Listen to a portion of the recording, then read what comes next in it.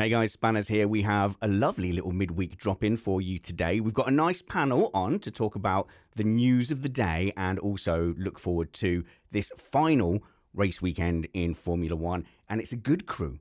It's part of my Missed Apex Young Rock Stars. We've got Tiny Chris Stevens and Jonathan Simon, people who have actual careers in media, not just washed-up go-karters. But we are going to be talking about just how long the season is, the changes at Zandvoort. There's loads of driver changes and final races, so it's a good chance to look back at some of those careers. There's a big beef brewing up in Formula One, and I'm excited because they've all been getting along far too well in this era of F1 and all the other news and stuff that our patrons reckon.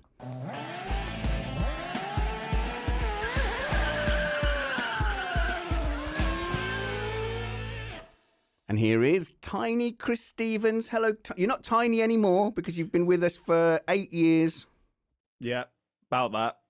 All right. Seem happy about it. Well, I'm tinier than I was this time last year because I've, shrunken down a little bit in sort of width proportions. But not so tiny. Doorways aren't as challenging for you these days. And we've also joined by Jonathan Simon, TV man, Jonno Simon. How's it going, Jonno? I'm exactly the same as last year, so there's nothing really to add on that front, which is, I don't know, is that a good thing? Do you actually gain weight the older you get, Spanners? Is that a myth, or is it work that gets you to gain weight? I think it's like kids and depression. I think people say your metabolism slows down, and to some extent it will be, but I think people generally just become less active and it's harder to stay motivated. And if you look at the likes of Kevin Magnussen, who is probably doing his last race in Formula One in Abu Dhabi, you do have to wonder, is he just at that natural point now? So he's at that natural age. He's got kids at home. He's seen the very top of the F1 ladder. He went to a top team. He had the shot. And then he went through the whole journeyman process. Do you think there's some point in that journey where he went, I'm probably not going back to the top again. I'll just enjoy being an F1 driver for a few years? Oh, maybe. I feel like most drivers are deluded and they never quite give up that belief that I will win again in Formula One, or, in Kevin's case for the first time. But, he's 32, 33 now, isn't he?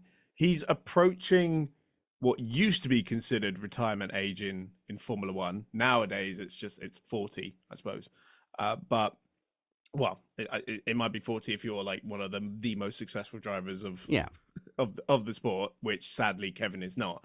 And so he's going back to sports car racing. Basically, he had that stint with Cadillac during his first Formula One hiatus, and now joining BMW. Oh, okay. Remind me about his first Formula One hiatus then. It's been a broken career? Yeah, because he was dropped by McLaren. Oh, and really late initially as well, wasn't he? It was too late in the season to find another seat. I can't, do you know what? Honestly, yeah, that is my details memory. of it That's are just really... The only thing I remember, he got brought back for one race because of something. I think Alonso's preseason injury, I think. Yeah, maybe it was. In preseason, yeah. And so I think with that as well is funnily enough, Kevin Magnussen's best result of his career was the first race of his career, where he scored second in Australia on the podium. So he peaked early. You kind of feel a little bit bad for the guy too, because he was done harsh with the fact that McLaren went for Fernando Alonso and the Jenson Button lineup. That essentially forced K-Mag out of there. They could have had a lineup that could have been Kevin Magnussen and Stoffel Van Dorn. Anyway, we won't get into that. He then went over to Renault, spent the rest of his career with Haas. Now, I think with K-Mag, he's got a chance to reinvigorate his kind of motorsport career in WEC. Now, I'm not saying it's a place for washed-up drivers. No, I don't want to say that, but that's what Formula E is. No offense, just kidding. Although sometimes Formula E is considered that.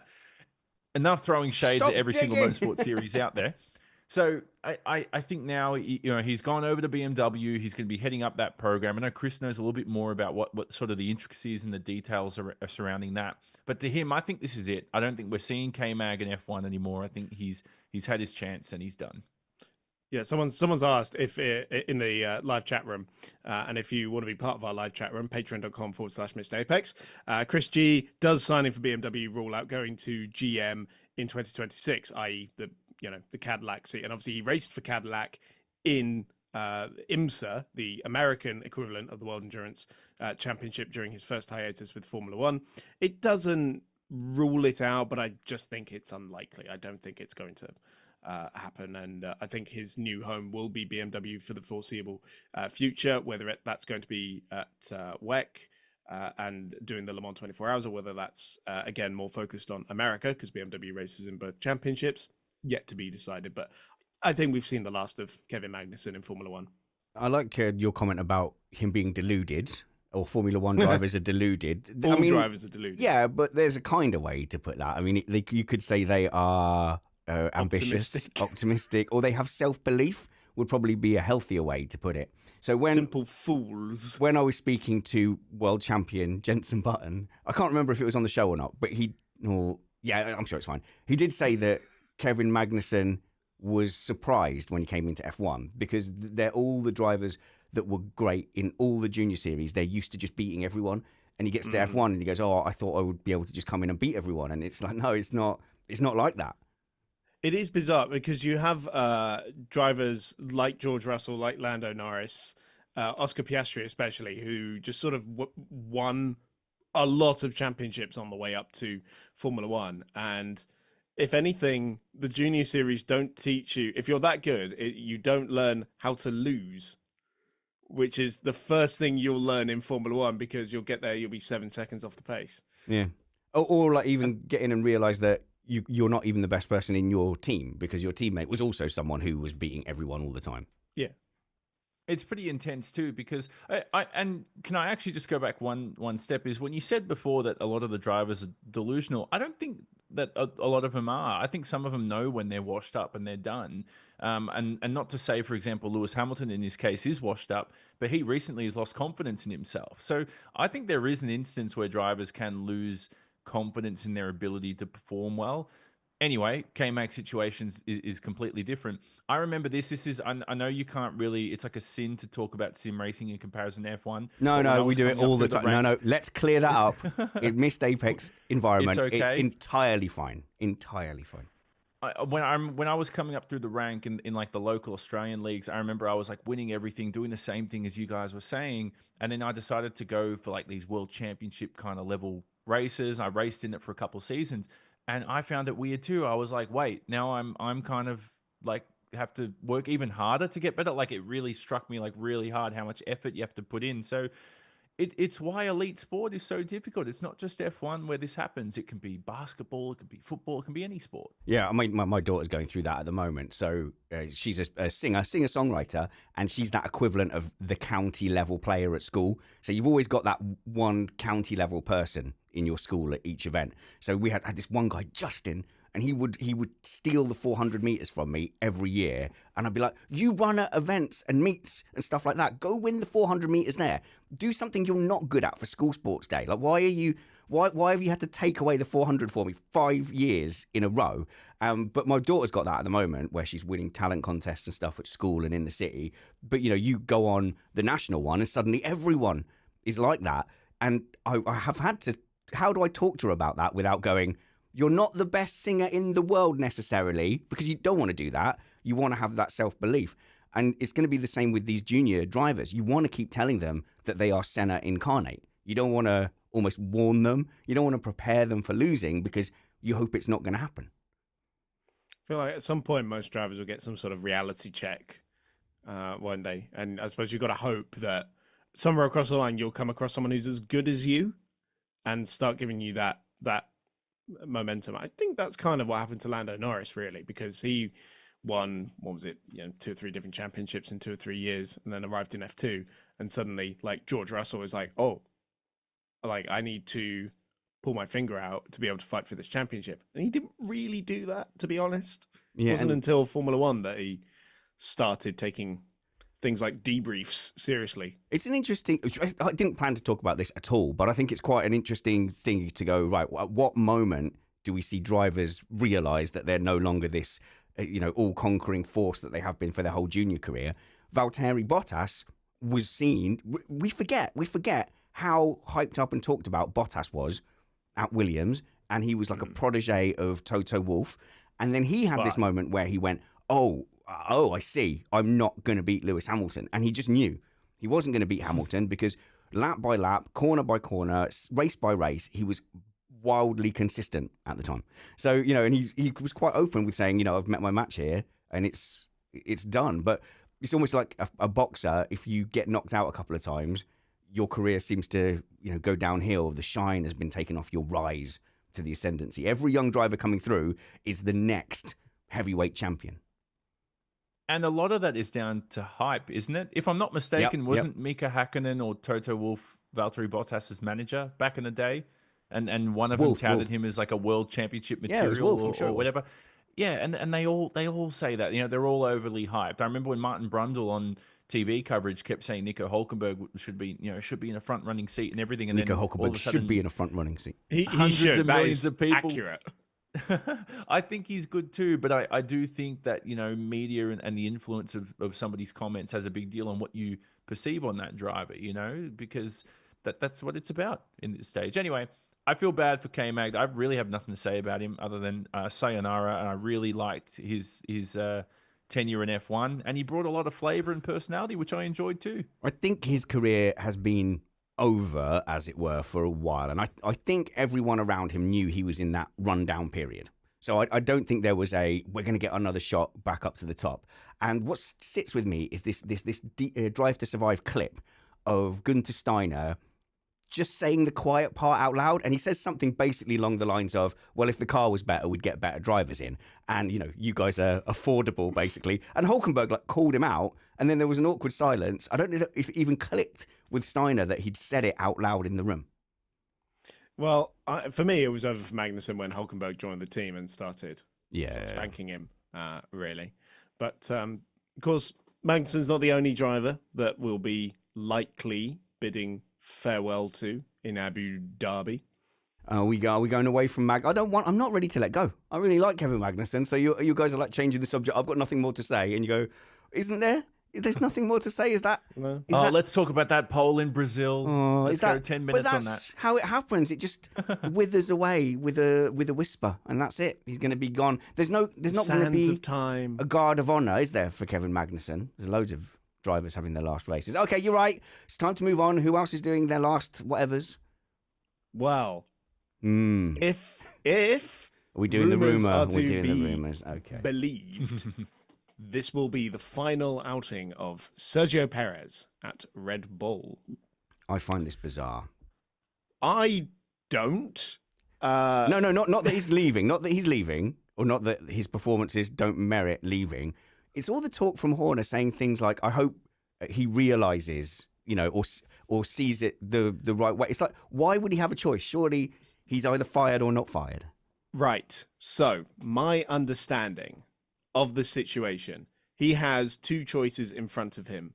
He can either leave the team or he can stay as an employee of the Red Bull Formula One team, making TikToks and doing PR media appearances, a bit like what Daniel Ricciardo was doing when he was their third driver initially, before he got put back in the V-Carb AlphaTauri Rosso thing. And to be honest, that's a cushy little gig. Well, it is. Right, if you're Ricciardo or Bottas and you've got that kind of personality, with the best will in the world, I mean, Perez might have that personality in Spanish, but we don't get him to. We don't really. I feel like he speaks English because he has to, because of media commitments. I don't think he goes home and is conversing in English particularly. So he's not really going to carry that kind of in English TikTok-y clown thing, and he doesn't even seem like that. He seems like quite a serious bloke. I don't think you're going to see him doing the running in different types of shoes and flip-flops or whatever. Spanners, you're not buying into Perez biting into Kit Kats for you on TikTok every 2 minutes? Jumping on trends. You're not looking forward to seeing those ads? Hey guys, it's Checo here, just jumping on the latest trend. No, I don't see it. Can I also add something on that? Is I genuinely don't believe it's going to be his final Formula One race. I think he'll be back in some way or another in 2026. Somebody will pick him up, Perez? maybe down the order, possibly. With I think whom? that's the thing. We is can like, just buy a seat, That's can't what he? we say. Is we say that there's no spots on the grid for 2020.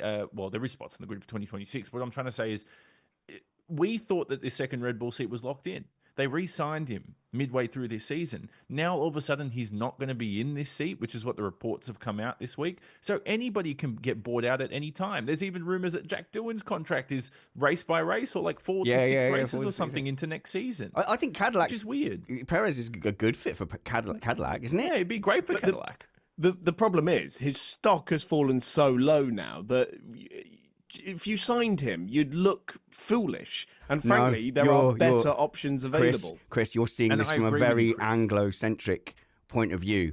That is not the case. If you go and speak to Perez fans in Mexico, they're not sitting there going, his stock is through the floor. They'll follow him to whatever team he goes to next. No, I'm sure that is the case. But to everyone else, Perez's biggest appeal is his appeal in the Central and South Americas. And that's why they want to keep him on in this sort of... And GM don't want that.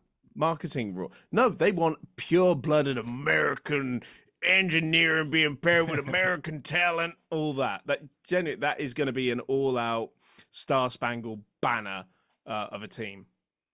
Wow. What's the lineup going to be? It's not going to be Alex Rossi and Logan Sargent, is it, or something like that? No, actually, Sargent has just got himself a cushy little gig with Genesis's. I saw that. Yep. New World Endurance. I can't remember if it's a hypercar or whatever it is. The hypercar program for Le Mans.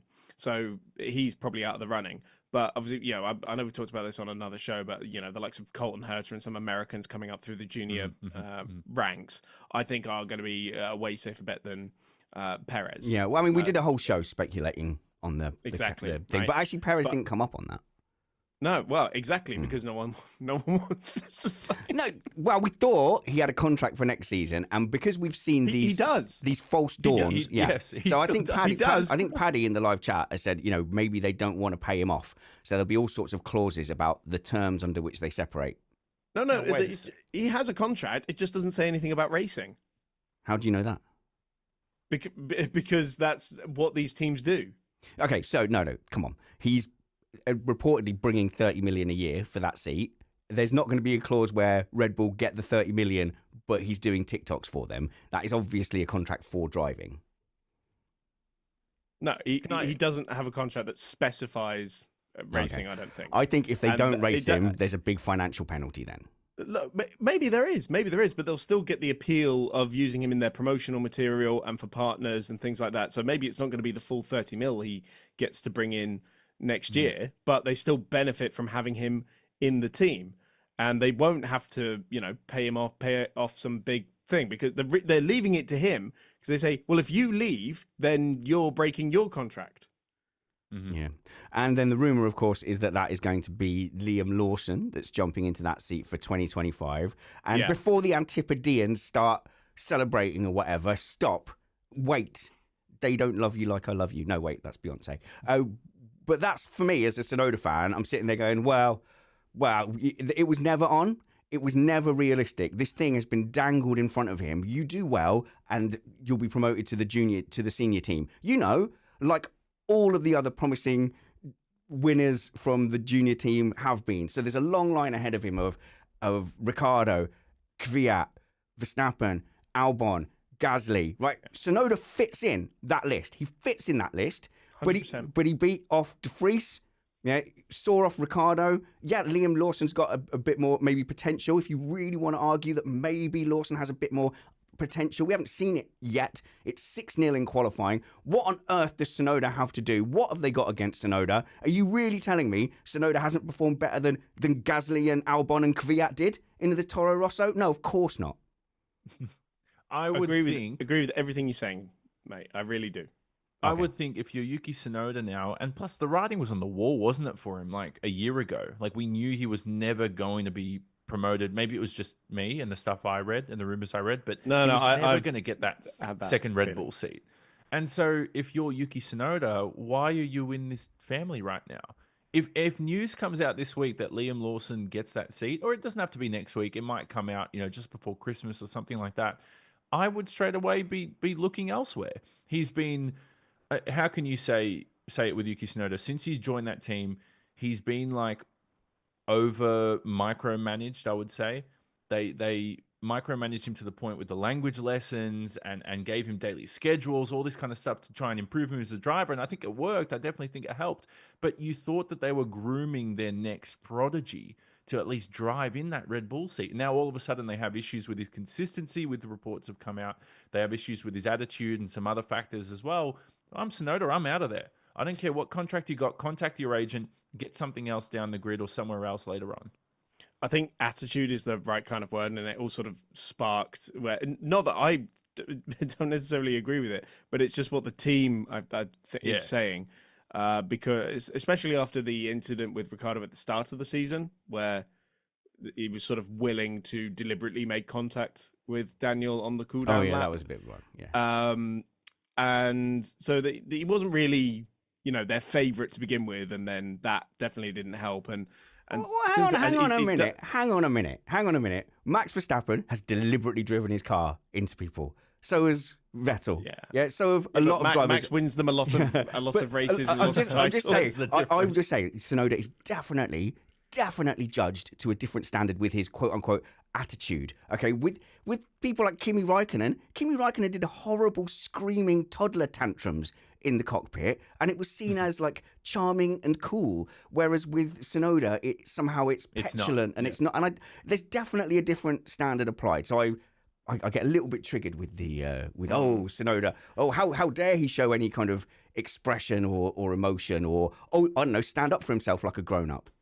Yeah, what we're coming down to is basically they like Lawson more than they do Tsunoda. and Ricciardo. It's why Ricciardo stuck around. Let's be honest, they liked him. That's why he stuck around for so long. And so the likelihood, Tsunoda's not completely out of the running yet. If he wins in Abu Dhabi, for example, he might get the Red Bull seat. That is mad to me. The likelihood it's going to be Lawson, Verstappen at Red Bull, and then Isaac Hadjar graduating from Formula 2. Of course, he's fighting for the F2 title this weekend in Abu Dhabi, going up to replace Lawson at V Cup. Very massive, because obviously you just mentioned that Formula 2 title race between him and Bortoleto. If Bortoleto wins it, he then does I've had this theory for like the last 15 years. If you win the F3 title and then straight away win the Formula 2 title in successive seasons, you're like a next generation talent. Hamilton's done it. Rosberg, did Nico Hulkenberg do it? Piastri did it, yes. Nico Hulkenberg would take that back. No, he's good. We're just kidding. Nico Hulkenberg's very good. George Russell, I'm pretty sure. Leclerc. Anyway, list goes on. So I think that's massive for Bortoleto going into his Haas drive. For Hadjar, he's going to go into this postseason test. I'm not sure if he's driving an FP1. I think he is for Verstappen this weekend in FP1. So he'll be driving at Abu Dhabi, obviously for FP1. I know that. Don't ask me why. I've done a lot of reading before this podcast. So for Hadjar, apparently he is not 100% confident at the moment. Now, I'm not sure if he's told the team that, but it's very important this weekend how he performs in FP1. So look out for that in the practice session. For some reason, that's a reason to watch a practice session in F1. And another reason is, just lastly, regardless whether he wins the F3 or F2 title or not, I think he's got that seat no matter what happens. Who else are they going to put into that Red Bull seat? Hang on, sorry. Give me the name of the driver again. Isaac Hadjar. Isaac Hadjar. Sorry, I didn't want to get it wrong. So are we saying there's any doubt about whether he's got that VCARB seat? No, it's not 1,000%, but that's what 50-50. We believe is going to happen. I think it's 1,000% then, because he did that press conference at F2 and they said, they said to him, do you feel, bad because the other two guys have got test driver statuses with F1 teams and you're not sure what you're doing? And he went, well, I know what I'm doing next year. And then everyone sort of paused and he went, well, can you tell us? And he went, no, because if I tell you, then it's like going to give something away, right? And he looked at the other two who were like, yeah, it will. It will give something away. And so he was sure, I definitely know what I'm doing next season. So there was no doubt. He seemed to know. I was quickly going to add Chris Fonseca in our live chat just said, what about Franco Colapinto, who, from our understanding, we've mentioned this a couple of times, lost his opportunity at joining the Red Bull family with that crash at Las Vegas. So that's off the cards. Helmut Marko is not going for Colapinto. And I believe Alpine have also lost interest in him as well. Really? I didn't know that one. Okay. That was the other seat he was potentially in for. So it looks like Doohan's, I know there was that question mark over Doohan about whether he was going to race at all. It looks like that's simmered down a little bit. But I think Hadjar, if he comes in next year, he needs to be looking over his shoulder, because the other Red Bull junior at the moment who just did Formula 3, Arvid Lindblad, who is rapid. He is probably the next one they're really keen to get into Formula 1. And so I don't think they'll hesitate to drop Hadjar for Lindblad after a year. I can't remember if he's moving up to Formula 2 next year, Lindblad, but he is the next one along. Can you put Yuki Tsunoda spanners in a cowboy hat and an American accent so that we can make room for the Red Bull family? I don't think he's lasting in that team. Put him in Cadillac. Well, he's just become a very useful marker. He's like, the 25-minute guy in the bib. And if you get past him, you're pretty well and you're under 25 minutes. So I think, though, Colapinto is going to become a cautionary tale. As you're tucking in young racers to bed at night, they'll tell the tale of Colapinto, like the boy who cried wolf, or any of these great proverbs. And the lesson will be, you can't go at it 100% all the time. You can't, because if you go 100% all the time, you are going to end up with a low percentage of wins, and you're going to increase the chances of there being an accident. And I think accidents in the wall, crashing the car, especially twice in a weekend, that was a killer. And then the fact that he had that incident in Qatar that isn't his fault at all, everyone will have gone, wow, there's Colapinto in a crash again, and then go on and watch the next race. How many people sat there and watched all the replays back? All they see is, he's out again. And I think that ruins your reputation way, way quicker than those occasional races where you have 100% performance and look great. So for Doohan, have those 6 races, except you're going to be a little bit behind Gasly, and keep it out of the damn wall, because that will kill your reputation quicker than anything. De Vries has fallen foul of that. Sargent's fallen foul of that. Sargent could have been a Zhou Guanyu. Sargent could have that reputation now and be somebody that people would want as a test driver. So, I know it's more or less a paid position at Ferrari, but still the fact that Ferrari would have him in as a reserve and test driver at all, that is because he went there and he did the high percentage performances. Now, if you want to hear more of these hot takes during the week, we've been doing quite well over on TikTok. So search for @MissedApexF1 on there. You guys have been doing us a great favor. If you repost, if you watch it all the way through, if you comment and interact and follow the account, all those things really help. I've been doing everything in the TikTok-y way, and so far it's been rewarded. So thank you to everybody who's contributed to that. Anyway, sorry, slight diversion. Can I add on Jack Doohan? He's not going to make his Formula 1 debut in Australia next year, which I think is a good thing, because the amount of pressure to make your debut in your home race, obviously, there's a lot of pressure. Am I wrong? Is Australia the first race? Everyone's giving me like a... It is. Weird look. Yeah. Okay, you guys were looking at me like I was wrong, and I was like, no, I swear. No, I was looking at the Discord. I was looking at the show notes. No one's listening to you, Jonno. You're fine. No one's listening to me. I think you're just being very sensitive right now. Give me a couple minutes since no one's listening to me. So I think that's very important. But at the same time, it doesn't matter, because as most Australians would know, like, Australians never perform well at their home race. Like, when Daniel Ricciardo performed well, F1 was like, oh, no, let's disqualify him because the car doesn't adhere to the standards that we have. I think the best one was Mark Webber when he was like 5th or something in the Minardi, wasn't it? Like way back when. So there might be a serious point about drivers at their home races being put under a lot of media obligations. Oh yeah, 100%. But for Doohan, obviously, getting the opportunity because Alpine didn't want Ocon in for the last race. Apparently it's the requirement, if he's going to drive the Haas in the postseason test in Abu Dhabi, he doesn't race for Alpine at the weekend, which apparently Haas didn't know about. Okay, but Sainz is driving for Williams in the post-test. And he's Yes. driving for Ferrari this He's weekend. driving for Ferrari this weekend. I don't think they really care about him driving the Williams in the postseason test. Oh, so this is Obviously, something. it's not a regulation, Right. is it? It's, Okay. it's I thought you at meant the it was- discretion yeah, of the yeah. Cool, teams. cool. That's how you made it sound. So you didn't podcast. Oh very no, well, sorry, then. no. It's Yeah. Alpine were like, no, you're not doing both. How very Alpine of them. Do you know what I mean? Just Yes, that's exactly. so unnecessary. So unnecessary. Whereas Lewis Hamilton, who's about to enter his final race at Mercedes, which is a big topic. Did I just ruin that, Spanners? But Well, you just decided that was it. No one else can say anything about any of those topics. But look, just before, look, tell you what, we can go there, no problem.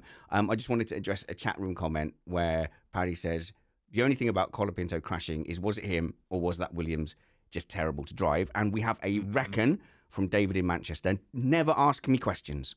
That's the new rule for this season. Don't ask me questions. I don't know anything. I'm just a guy in a shed, all right? But you can tell me what you reckon, and I can yell back at you. So David from Manchester says, I reckon Williams is taking bungs to crash at various times to affect races because the amount of crashes they have is unreal. And you go, all right, is Sargent a tiny bit off the hook with the amount of crashes they've had? Latifi was a big crashy driver. Sargent, and now Colapinto. Sorry, unless that car made him drive on wet grass and keep his foot pinned, Yeah, that's a good point. then Yeah. no, I don't think he gets a free pass. The other thing is that, Williams have had a lot of pay drivers and they've had, and then now a young, quick driver trying to show, who's watched the Senna documentary too much. And now, oh, by the way, that Senna documentary on Netflix, that is a TV series of varying quality. It goes up and down. There's some scenes, right? And I showed you guys a scene about half an hour in where they do Senna's first race at Monaco. And I think they've got them sat in like real tubs, like it's the real car when they're on the grid. And then they've interspersed that with real race footage as well. And then switching to an actor playing Mike Tyson. James Hunt. James Hunt. Not called Michael at all. James Hunt, and that's my radio brain panicking, and Murray Walker and stuff like that. And that scene is great, but the first 10 minutes is absolute hot garbage. So I've only got that. It's so mixed. It goes from like you would not put this on at a school drama, in the school workshop, you wouldn't put that together. To wow, that is like some epic racing scenes, and actually the lead actor's pretty good, so I'm going to keep with it. I'm going to persist. Yeah, but so they didn't give us money to talk about this on the show, did they? Just for clarity. No. I'm not doing a very good job of like fully selling it, am I? If my son is about 3 episodes in, and he says he's enjoying it. Okay. But so Williams haven't had top tier drivers like proven like that no one would argue with that are good drivers. If Carlos Sainz goes in there and is super crashy, then you'd go, whoa, there's something wrong with this car. Maybe? Yeah. I don't know. Yeah. Yeah, I think that's safe to say. Yeah, and other people are saying, but Albon crashed too. I'm not putting Albon in the same league as Sainz, Leclerc. No. I'm not at the moment. And I know people argue with me. I think Albon does contribute family money for that seat. Come at me. I'm not going to have this argument every time. Oh, he does? Okay. You agree. I don't know. Yeah. I don't know if it's family money, but he's big, with Thai sponsors. Okay, listen in. Come closer. Who's that TikToker who zooms in? Come on, zoom in. Come closer. Okay, this happens so much now with the young drivers. Like we used to have drivers like Pedro Diniz who'd come in, and we all knew, his family ran supermarkets in Brazil.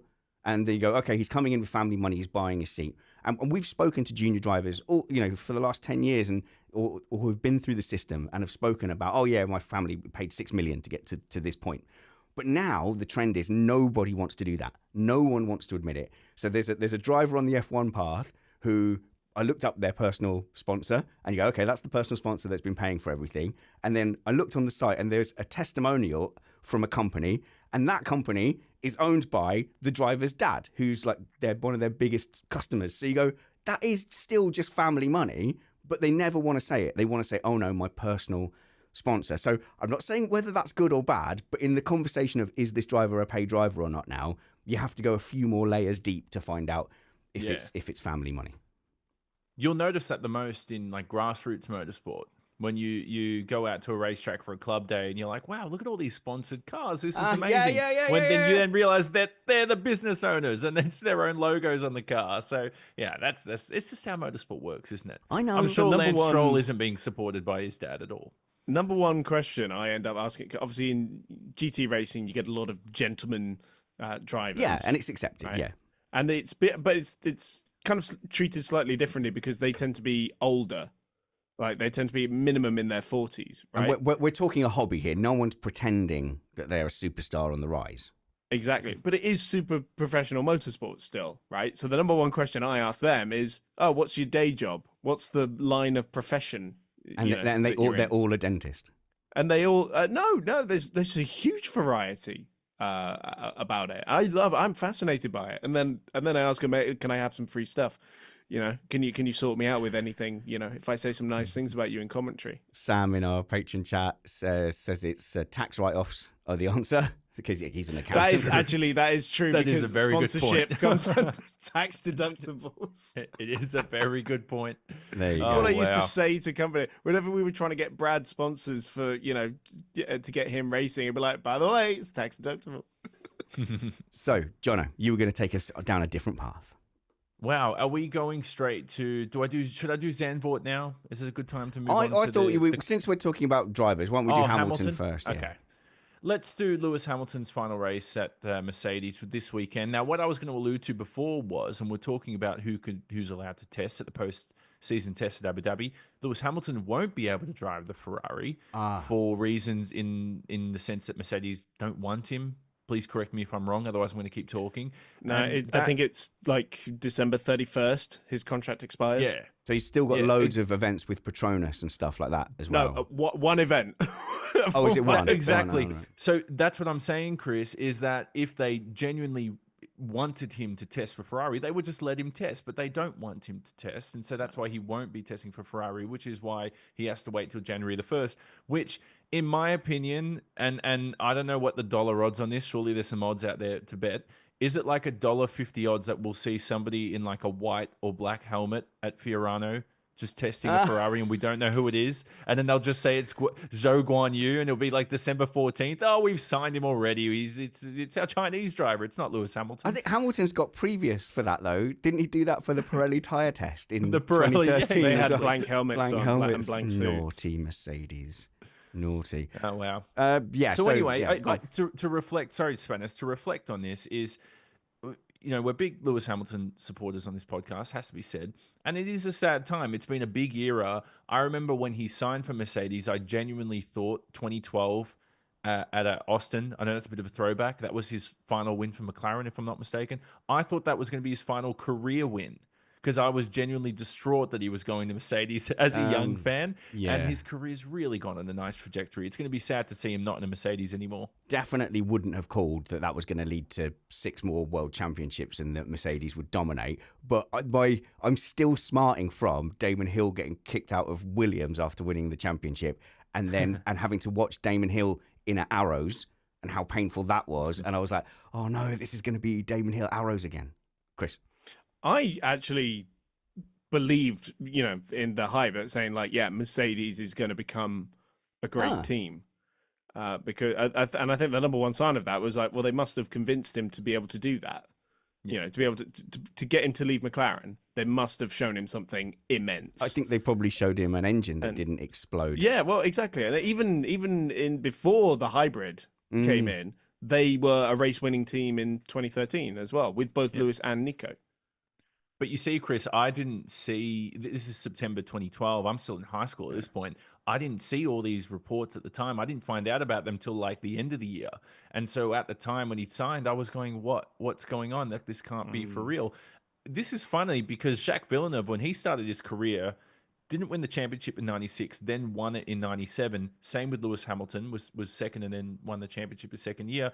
They went on similar trajectories in their first 5-6 years in F1. So I thought, no, Lewis Hamilton's not going to be Jacques Villeneuve 2.0. No way. Thank goodness he isn't.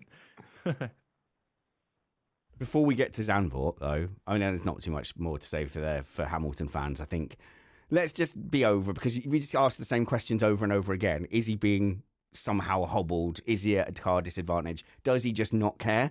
And I'm starting to lean slightly towards he just doesn't care at the moment. Yeah. And one of the hardest things about being a Lewis Hamilton fan is he can ruin your whole weekend on a Thursday because you see him shoulders dropped. Yeah, well, do you know what I mean? Like, he's given up. Like, if he's mentally, he doesn't hide it. He wears his heart on his mouth, and you can tell when he's down. And when he's down, the driving is affected. So as a fan, you see his mood and you go, oh no, it's going to be a long weekend. Which is weird, Spanners, because I remember this really vividly. 2011 in Korea. God, I had to laugh when I said that. And he scored pole position, and I think Red Bull had every pole position up at that point, up until that point of the season. And he was down the whole weekend. And I was like, what's going on with Lewis Hamilton? And then a week later, it was revealed he'd split up with Nicole Scherzinger for about the 70th time, which then took me into a life lesson going, well, it doesn't matter how down I can be about personal stuff. I can always perform my best at my job. Unfortunately, he's now done the opposite to the lesson he taught me, and now he performs badly due to personal stuff not going well. So anyway. This is what I teach the kids. You've got to have bubbles. You've got to have bubbles. And so I was sat in a BBC studio, and I had my guest come on, visibly having an argument with her husband out in the parking lot. He doesn't come in. Normally, people come in and like proudly watch their spouses as they're on radio or whatever. She comes in. She's visibly upset. I said, I take it he's not coming in.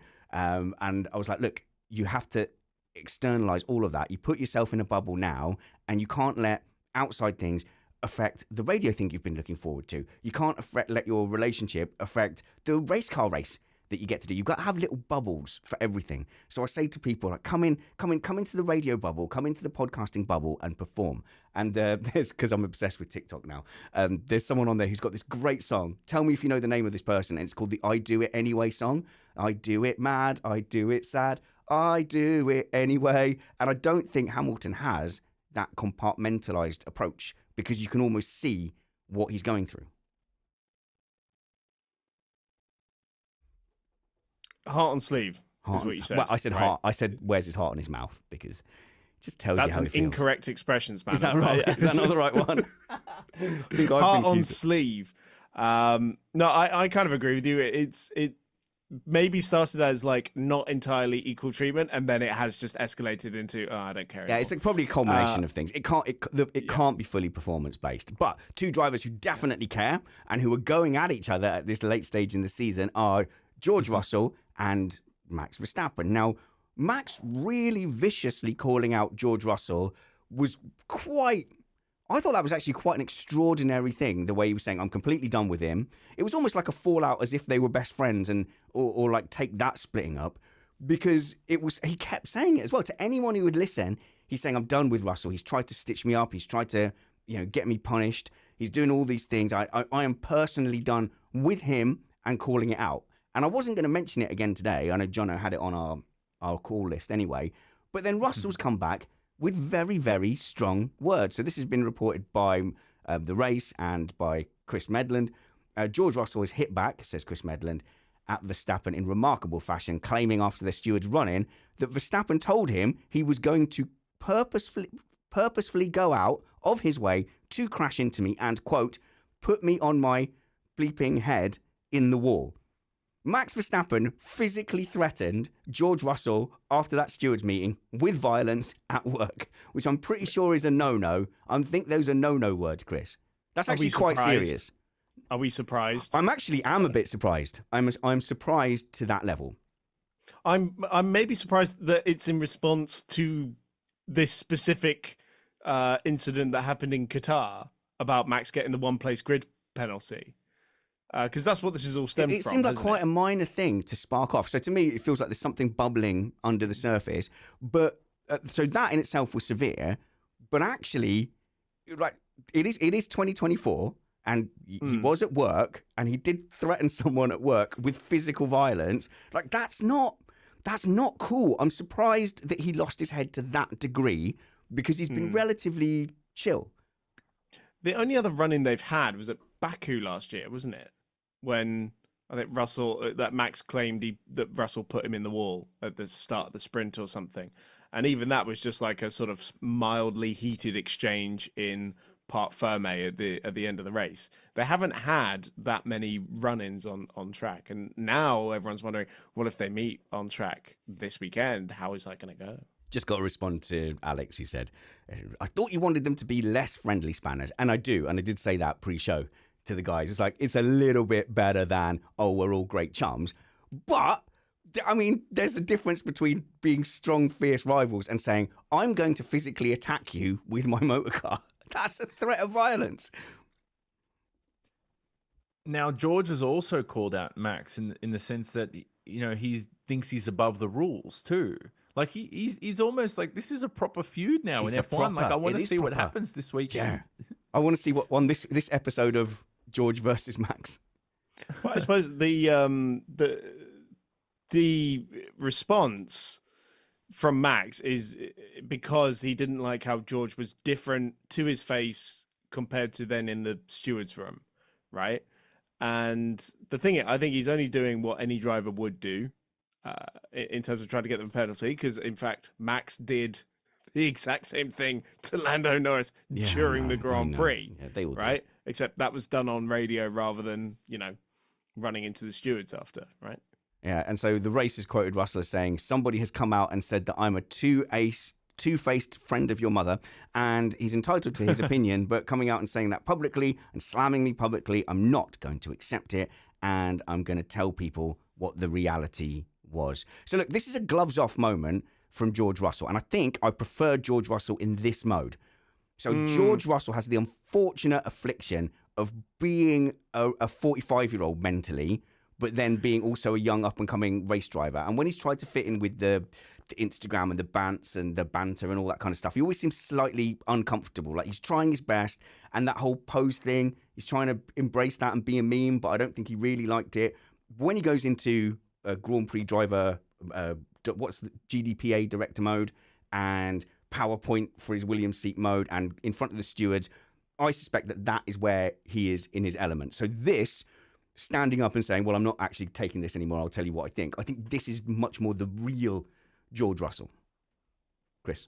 I hope so. Oh. And George Russell's half, like we mentioned, just one more thing to add to this is he wasn't going to make these comments if it wasn't for what Verstappen said on Sunday. George was happy to keep this behind the scenes because he said Max has made him look like, you know, a two-faced villain and all this. But George said, I want to get my half of the story, which he's done successfully today. He's got that across in the media. But I think George has kind of nailed things as well. I think they're both correct and they're both wrong. And so that's what's funny about this. And that's why it's going to be a fun feud to watch. And I hope this continues on into 2025 as well. Bruce says, wow, car-to-car radio transmissions would be a fun F1 tech innovation. And we definitely would like that in sim racing as well. I think you should have a button that's like a proximity button. So if you get close enough to someone, the closer you are, the louder the volume is. So if like really far away, like you have to shout. There's some video games like that. That'd be cool. That would they should do that in sim racing. I just said that, Jonno. I just said they should do that in sim racing. No, I didn't hear the sim racing part. Sorry, my connection was bad. Can we finally, I just want to add to, are we done on George Russell? Because I do want to move on to, I know it sounds like a boring topic, but the Zandvoort extended to 2026. So you've taken us from peak high school drama, he said, she said, and now you want to talk about the machinations of the political game of being a race promoter. All right. Well, no, because Max has lost his home Grand Prix, hasn't he? Well, yeah. Clearly Russell's fault. Oh, curse you, Russell, you've done it again. So you've ruined my segue because I was going to say Max now is not going to have a home race, but let's actually blame George. That's more fun. Now, we obviously, for those who don't know, Zandvoort's been extended on the grid, the Dutch Grand Prix, till 2026. That will be the last time it'll be on the Formula One grid, as it's reported. Now, that's what they say. They also said Perez signed a contract extension in 2025. Anyway, we won't deliberate on contracts at the moment. Now, there will be a sprint race for Zandvoort in the future. And they've really milked this race, haven't they? Now, first off, can I just prelude with, it's not actually a Grand Prix. This is a house party, and somebody has said, hey, can you just have a Grand Prix in the background while we party? So that's what this actually is. It's not the Dutch Grand Prix. Second of all, I think that they have mentioned that the costs are pretty bad for them at the moment. They said if they sell out 3 days, they'll break even. So the costs associated are pretty bad. I'm unsure why they don't just bring this back as one of the rotational races. Now, that's not out the question, but that would be a very good possibility. So that's what Dominicali announced, was Zandvoort was one of the rotational races, I think. Oh, did he say it was? Yeah. No, he said wasn't. it wouldn't. Oh, right, okay. So I thought that might have been one of the things that nudged them over, or whether they're looking into the long term and going, well, what if we do risk becoming a rotational race, then actually we're going to have to give up on this anyway. So I did genuinely ask on Blue Sky, Spanners Ready on Blue Sky, how do you not make money from filling up a stand? And Because the cost of hosting a Grand Prix. But Silverstone makes money, but are they government supported a little bit? Does it? Does it? I don't know. I thought F1 funded Silverstone for like the rest of the year. No. Does it not? Oh wait, sorry. I thought you meant like F1 themselves, as in like not having the Grand Prix. Yeah. The only reason Silverstone stays in business is because we can get 400,000 people through the door on a Grand Prix weekend. Bearing in mind that we lost all sorts of international motorsport post Brexit. That's slowly starting to come back, with European Le Mans Series going there next year, which is great. No, you can sneer at it all you want, Spanish, but it's how a circuit stays in business. I wasn't sneering at the racing series. There's a slight lag. I was sneering at the other thing that you said that I have no strong political opinions about. Oh, okay, of course. So Zandvoort, I imagine, ends up paying a lot of money to host a Grand Prix. I don't think they actually get that many people through the door, just because the actual viewing spots and the grandstands, there aren't that many of them because it's mostly sandy banks, isn't it? So the capacity of it is way lower than your standard modern Grand Prix facility. Even though they spent all this money doing it up, it's a fact. It's too small. It's too tight in the pit lane for the teams to be there. We don't have space for the support series. The circuit is too narrow, and it looks great on qualifying, but the races have turned out to be pretty dull. Apart from the rain-soaked one we had last year, which was actually quite entertaining. But it just doesn't really work. And let's be honest, we know it's only there because of Max Verstappen, and with Max constantly being like, "I'm not going to be a Formula One driver by 2028." What's the point in renewing the contract? It is a shame with the track, because you're right, it doesn't really work, but it's not a bad track. You bomb around there on the sim on the F3, track. It's a good little track. It's fun to drive, but Spanners, they're going to have a sprint race there for the first time in 2026. Oh, what's the point? Why do we need a sprint race? No, it's like sprint race in Qatar was a bad idea. This is worse. Ugh. Anyway, now I'm going to... is this tinfoil hat? I'm not sure, but... Go on. Max Verstappen... Now, I don't know if he's going to be at Red Bull for much longer, first off. But also, Zandvoort may know something that we don't know. And they've extended to 2026, maybe in anticipation that Max Verstappen will not be in Formula One from 2027 onwards. And then they definitely couldn't fill the grandstands. Exactly. Yeah. Okay, so no disrespect to the Dutch fan base, but we have seen this before with nation support in F1, that it is dependent on the driver. Schumacher left, and that bled German support in a way which never really came back for Vettel in the same way. I would say like a really, really high percentage of Dutch F1 fans aren't going to tune in again once Verstappen leaves. I don't think that's unfair. It will be a huge chunk. Yeah, no, exactly. Not all, obviously, not all. 100%, because they already were covering F1 big time before Verstappen was in the sport too, and so they had like Robin Freins was hyped up. Like, they love their drivers. I know Robin Freins never raced in F1, but he was hyped to be like, he talked to any person on the Dutch streets, he was going to be like a 7-time world champ according to the Dutch, and so on. So I think there will still be that following. They've got great journos, great TV coverage. But I don't know, will Max do a Kimi even? Will he leave the sport for a couple of years, do some other sports, come back to Formula One in 2030? Who knows? Max will go and do whatever the hell he wants. Yeah. Like, if he wants to go and do Le Mans, he'll go and do Le Mans. If he wants to go and do rallying, he'll go and do that. I don't think there's any... Sim racing, if he wants to do GT racing, he could literally do whatever he wants. There's no limit to his talent either when it comes to like any form of those racing series he wants to go into. No. So I don't think he's going to have to start again. He could probably just jump into any of those and go and do well. I will have an issue, though. If Verstappen retires and a lot of his fans stop watching F1, so that's a big chunk of people who yell at me and increase my interactions on social media gone. The Tifosi aren't going to yell at me anymore because we're all at one big happy family. Another fan base is going to have to pick up the mantle and start yelling at me online.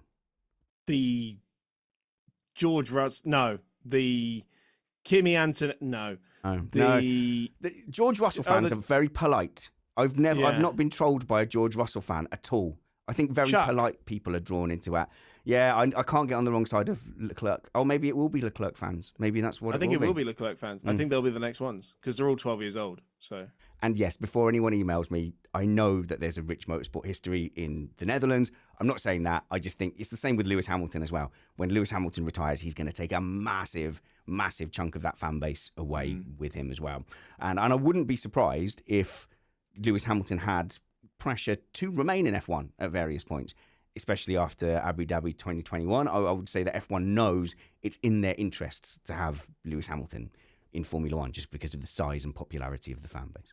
One really does wonder what a post-Hamilton and post-Verstappen Formula One is going to look like. Yeah, I often think about that because they've been in the sport for so long now, and you kind of go, right, it's been 9 years since there was a non-Verstappen, non-Hamilton champion in Formula One when it was Rosberg for a year. It'll be the next coming of them. I remember when I was a kid, they said that with Michael Schumacher. You know, what would be the next? What would F1 look like without Schumacher? Well, it looks like F1. It looks fine. It's the same thing in the NBA. You know, in the NBA, when LeBron James is close to retirement, well, he probably isn't. He might play 15, 20 more years. But, you know, what's the NBA going to look like? It's going to look fine. The next coming of him will come. I do feel like F1 went through in the mid-noughties, did go through a phase where there wasn't that next up-and-coming person. Now, Alonso was winning some championships quietly on his own somewhere. But I thought that's the most I sort of drifted in and out of F1. And that's despite, watching all the races, but the general interest level wasn't there. And there was definitely, from a British point of view, there was a big gap that Hamilton eventually came in and filled as well. All right, where else do we want to go? Actually, there's a few more quotes here. Will Buxton has tweeted a couple more Russell quotes. Will says, incredible from Russell today. Max has gone personal. He's crossed the line, and I'm not going to stand for it from someone who thinks he's above the law. He said he would put me on my head. Somebody has to stand up to a guy like this before it gets out of control. Mate, the gets out of control is like he deliberately crashed into Hamilton in Monza. He left his foot in. He knew his wheel was on top of Hamilton's head when he hit the loud pedal. So this sort of thing has already happened, and now he's threatened to do the same thing to Russell. I've known him for 12 years, and now I've lost respect for him.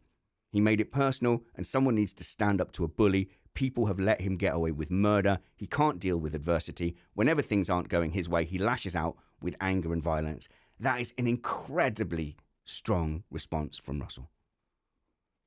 Can I attest to that and say that everything he said is true? Am I the only one who thinks you can say you agree. Like, I like Max Verstappen. Like, I really like him as a driver. I don't mind him as a person either. He's entertaining. I enjoy him. But everything George Russell said is true. And if Max doesn't see that, he has no self-awareness. That is 100% true. What George just said, that is exactly how you describe Max Verstappen. Well, certainly if you wanted to dispel a reputation for doing that, you would definitely want to avoid threatening somebody with physical violence in your car. You would avoid saying, I'm going to put you in the wall on your head. If you wanted to dispel those rumors. It seems to me like dispelling those kind of criticisms isn't high on Verstappen's priority list because he goes and says that. So I know like stewards and stuff are supposed to not look at media stuff, but there's no avoiding this, right? So if Max does get in an incident with George this weekend, where do you think the penalty is going to go? No matter how it looks. Who's the steward? Yeah. Oh, I don't know. Have we got Johnny in there? Have we got Herbert in there? No, do you know what? Actually, sorry, if Max can get a one-place grid penalty for what happened in the Qatar qualifying, I think all bets are off. I think that these penalties are becoming a little bit personal. I think that there's definitely... I don't know about personal, but it definitely feels like reputational. They're recidivists. Yeah, it's different week to week. Yeah, I was going to say the best way to describe Max Verstappen is he is a recidivist. For anyone who doesn't know what that means, he's a repeat offender. And so he keeps getting penalized and he thinks he's above the rules, and he is. He does think that. And so we need to keep... I think these draconian penalties are based on his reputation, and they should keep occurring until he learns a lesson. All right. Okay, Jonno, we're coming to the end of our allocated news hour. Did we cover our plan? I've definitely got some reckons in the works as well. But yeah, definitely the battle for P2 in the Constructors. On that. Do we care who wins the Constructors, Chris? Yeah, I do. I think it's a good fight, especially considering McLaren's going for their first one since 1998, and Ferrari's going for their first one since 2008. Yep. So yeah, I think that's quite a lot on the line there. Now, what's also important is the battle down the order too. It's not just the Constructors' Championship, but for Alpine and all those teams who Jack Doohan, we must mention, in his first race, is now piloting a car that needs to finish 6th in the Constructors' Championship. So he's got some pressure on him to score points because we'll see how they go. Now, between McLaren and Ferrari, I've always said this analogy about the Constructors' Championship spanners is I remember when Mark Webber was completely treated badly by Red Bull about 15 years ago or whenever it was, and Christian Horner jumps on the radio and says, Mark Webber, we're Constructors' Championships. Yeah. He's celebrating. And Mark Webber goes, yeah, great. All right, see you later. Bye. And he's shuts the radio off. And I'm like, nobody, not even the drivers who race for the team even care about the Constructors' Championship. But in this context, they actually do because Verstappen's dominated the series. And I think this is big for next year, the prize money. I have one thing that's been sitting on my chest, and I don't think I've ever said it, a problem with Mark Webber. I have a Mark Webber complaint. Are you ready, Australia? Do you remember in Interlagos in his final race, and he was being all like wild child, and he took his helmet off, and he drove the in-lap with no helmet on? Yeah? Pretty cool, except he was far too concerned with hanging onto his helmet. If he'd have taken his helmet off and just chucked it, that would have been so cool. But he spent ages faffing around, like, how do I actually like hold it while still in the helmet? No, if you're going to do that, helmet off, throw it to the side, gloves off. You're going to fail scrutineering, get disqualified from your final race and everything. That's my beef. That's my beef. Or practice. He clearly hadn't practiced taking his helmet off in the car and also holding onto it. I thought you were going to say because he fell over on the podium. Oh, did he? His last podium. Oh, he wouldn't have got the podium, would he, if he'd have thrown the helmet? I don't know. Maybe like a bit of string or something like that. So, actually, I'm glad we didn't leave without saying this. I would say, finally, some F1/FIA shenanigans here. So, last weekend, there was a lot of celebrations for Abby Pulling. And I know you were surprised that Abby Pulling had won the FIA, the F1 Academy series. And this is where I'm getting into trouble. I keep calling it FIA. I do that too. Yeah. Why? So it's not. Why? What's wrong with both of you? So it's not the whole point of it. An FIA. It's not an FIA event. It's a F1 event. Well, it's F1 not. It's not Academy. made by the. It's governed by the FIA. Right. You know, so you think it is governed by the FIA? Because I've been in loads of arguments in TikTok comments and on Twitter saying it's not governed by the FIA. Well, I don't see how it wouldn't be. But it's Formula One's, sanctioned. No, right. not And the lady sanctioned, that was the race director that weekend is an FIA employee. So I'm trying to find out who did this almighty mess up where Abby Pulling was declared champion, but now she goes into the Abu Dhabi weekend as not champion because there's technically now enough points for Dorian Pan to catch up. Obviously, she would win by 1 point if she collects every point across these 3 races, and Pulling only needs 1 point to secure it, but she's still not the champion now when it had been fully celebrated. And just to explain why, they gave out points for the qualifying for the race that was cancelled. Those points stand, but now they're going to qualify again, and you get points for the qualifying again. So there's 2 extra available points. Sorry. Yeah. This is the killer. No. It's about you need to clarify this because, and actually, I need to clarify what you said about me being surprised about Pulling. Not because I think she's rubbish, but just because I thought Dorian Pan was going to be the benchmark. Pan was looking. Pan was looking like she was going to take it. To it all year. So, let's clarify that. But surely the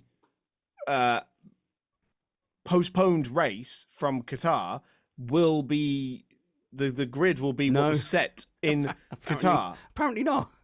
Hang on. You talk amongst yourselves. I'm going to check this out because you cannot let points stand and then just go and have them re-qualify and suddenly introduce more. I love how actually angry you are by the officialdom of this. I refuse to believe that. Okay, so that is my understanding. I'd love to know in the regulations, can't they just do a non-points quali or non-champ race or something like that? Why do they have to now reinstate something? You know what I mean? That would be the best solution. Yeah, so she went. So obviously they finished the race, and it was just going to be 2 races worth of points, and therefore Pulling was declared champion. But I just think you can't do that to people. So on this occasion, Pulling only needs 1 point to secure it, but it could have been way closer than that. And it could be now from being crown champion and thinking you've got that drive for next year, being on TV saying this is the only way I can keep the dream alive. She's not a personally funded driver, as far as I know. To do all that and then go, actually, you've got to go and win it again in Abu Dhabi. Thank goodness it is just 1 point that's needed, because otherwise it could have been awful. Now, while Chris figures this out, can I just add my New Year's pact for next year, which is I'm going to watch more F2, more F3, and now I have to. Do I have time to watch F1 Academy as well? The How much racing do I need to watch, Spanish? I mean, the racing was pretty decent in F1 Academy, like it is in a lot of the junior series. And sometimes it almost like ruins the race. So if you watch them racing in Baku and you go, oh, Baku could be really good if we didn't have these ridiculous, massive cars.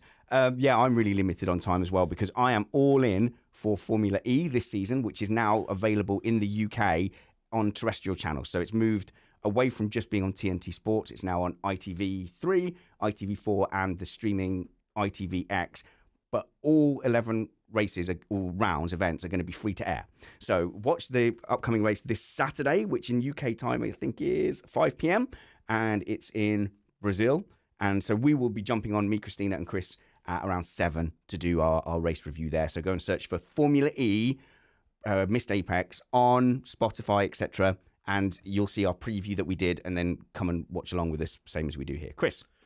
So, apparently, organisers have confirmed it's 2 points for the pole in 3 races. Yeah. And the points from Qatar qualifying for race 2 still stand. My goodness. Which, to me, makes no sense. No sense. One or the other. Either keep the grid, and get rid of either keep the grid and the points, or both. Yeah. Do you know what's stupid? Do you know what's stupid as well? Who got the points pole position for the Qatar? Dorian Pan. If we just cancelled that qualifying session, then we wouldn't be in this whole mess. And I do have to say, it is the fault of whoever allowed people to start saying Abby Pulling is champion. Like, no one thought maybe this race is going to be rescheduled before we did all of the Abby Pulling is champion stuff, which is, frankly, a huge cock-up. Yeah, it's horrible. And so there's loads of people going to bat for the FIA saying this is nothing to do with the FIA. This is F1, FOM. But I think the events are run by the FIA. And when they have like more news today, so now the rally head, the Andrew Wheatley, who's the rally person, director, whatever it is now leaving the FIA as well. They're dropping like flies over there. And the president has apparently awarded himself, I think this was from Paddy in our chat, I shared it with you, Jonno. Where is that quote? Okay, so apparently... I don't know if he awarded himself, but anyway. No, the FIA's United Against Online Abuse campaign, supported by the FIA Foundation, has been awarded the prestigious Coalition for Peace Award at the 2004 Peace and Sport Forum. The FIA president and UAOA founder, Mohammed Ben Sulayem, accepted the award in recognition of the company's groundbreaking achievements. I think he's just given himself an award, and he's going to be re-elected easily, and he's firing everyone around him, and Liberty and the drivers, everyone seems to be against him. There's just way too much drama on this episode, on this series of F1. We won't touch it as well, but apparently there could be... I read something on Autosport as well, credit to them, about how he's going to give himself more power as FIA boss to make more decisions, like more autocratic in a sense. Yeah. I don't know the full details. So it's not going to be overseen by the Senate anymore. He's going to be the sole arbiter of any investigations. 100%. Now, that's fine if you're a trusted figure. Like if Charlie Whiting did that, Charlie Whiting, who unfortunately passed away 5 years ago, great race steward. Now, if he was in this position and did that, you'd be like, okay, that's fine, Charlie. You seem to take everyone's thoughts in. You make good decisions. But he's the complete opposite attitude to that. It's his way or the highway. And he's acting like Balestre was, 40 years ago. And so, I don't know. This is... Why do villains need to be FIA presidents? Why can't we just have somebody who wants the good for everyone? It's getting so aggy. So who's just sent that through? Stuffy's just sent us through in our group chat. Another quote from Toto Wolff. So this is ESPN reporting that in response to Christian Horner saying George Russell was quite hysterical last Sunday, Toto Wolff has said, yapping little terrier, always something to say. A yapping little terrier. He's just called another team boss a yapping little terrier. What's going on in F1? Is everyone tired? Now, is everyone tired? Is this season 24 just races. too long? Right, from a content point of view, I've loved it. I've loved it all season, but it's been a really long season and it's been intense and there's been tons of races, which is great. It's all great for our SEO, our visibility. It's good for ad revenue, and on top of the fantastic support from our patrons. Not complaining. You won't catch me complaining. But I was thinking to myself, as a fan, would I be watching every single race and sprint race now if we weren't producing content around it? And I can't swear that now every event would be a appointment viewing must-see event, because there's just too many. Agreed. I've figured out, though, in my life, Spanners, of how to multitask, which I can recommend to everybody out there, is I now drive to work. Now, I don't actually watch F1, but I will listen to practice sessions. You know what I mean? Yeah. So I have my phone ready, sitting there. And if there's an accident, like I think when Colapinto crashed, I had to watch qualifying while I was driving to places. I literally pulled over to watch the replays. I had to see what happened there at Vegas. But sometimes it's like, well, I don't need to watch lap times on the screen. Like I could just look at that when I get home later. So I think the key to multitasking has helped me this season, because if I had to sit in front of a TV and watch 100 sessions this season, I would not be in a relationship. I feel really bad. I think my girlfriend would leave me. And I'm glad that we're still together and I've made it through 24 races. The last sprint race, we watched the beginning, like, because we just had to be out. So we watched the beginning and we figured, well, not much happens between like lap 3 and really the end of a sprint race. So we watched the first few laps on my phone, and then an earbud each as we drive. My son's watching it on the phone, and with like an audio description as well. So when something happened, he's like, "Oh no, he got really close on that bit," and then we watched it again when we came back in. But yeah, I don't know. I think it is too much. I think it's quite intense, isn't it? And there's people in the chat saying that they've been missing some races this year. But F1 might not care about that. They might go, yeah, no, that's cool. Take it or leave it. We're doing our 30 events a year, our 30 starts, our 30 finishes. Catch what you can catch. They might just do that. Because the overall viewing figures, like the total number will be up on it. Well, they'll pick whichever figure, suits. But yeah, if you have total impressions, and that's total places where you can put adverts, it doesn't matter if Johnny in Melbourne is actually watching 30 races. It's better if 2 Johnnies watch 20 races each than 1 Johnny watches all 30. I think probably the peak numbers in the most watched Grand Prix will probably still be like up there as it was before. That makes sense? Yeah. And that's always Monaco, sadly. It's always Monaco, and then probably Silverstone's a close second. Really? Is Monaco the most watched event? Monaco is the Crazy. most watched Grand Prix every year. I don't get it. Following F1 my entire life, I never knew that. Really? Yeah. Monaco? Yeah, I think so, yeah. And so if we have Pretty any sure. advertising effort left by that point in the season, because we do focus it in the late winter, but Monaco's a really good one to throw ads out and do whatever, because that's when new people get drawn into it. Don't know. Well, I always feel bad because you go, the figures spike up, and you go, but then they're going to sit and watch that and think that's what F1 is, which in a way I guess it is. Go and follow my panel, Chris Stevens at Chris on Racing. I'm on Blue Sky as well now. Do that. Yeah, and follow Jonno. Jonno's carried his terrible handles. Oh, here we go. Like you have such poor social media name picking skills. Are you like Johnny S8?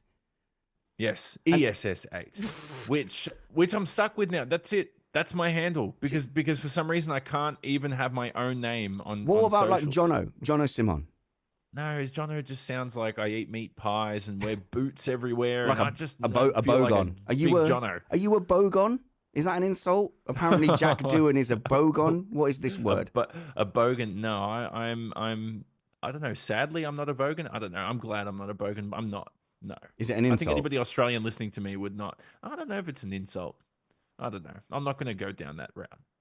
I do know Liam Lawson is not Australian, Spanners, which you mistakenly thought he was yesterday. No, Did I no, call that out? No, not at all. Not at all. I just knew it was going to... You were just joking I around. knew it was going to upset producer Steve, and I knew he'd be asleep, and that he'd wake up to that. And Didn't see it. And he actually did respond.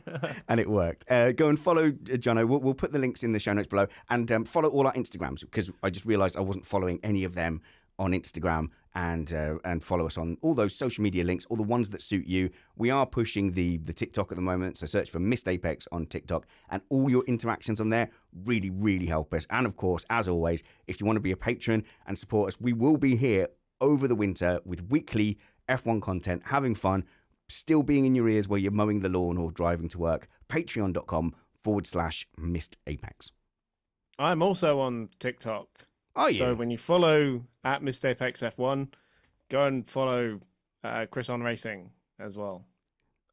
Until we see you next. Until we see you next, which will be at 8 p.m. UK time for the Abu Dhabi Grand Prix race review. We have got me and Matt, and oh my God, we've got chaos. We've got Alex Van Gien and Antonia Rankin on the same show. Why does that keep happening?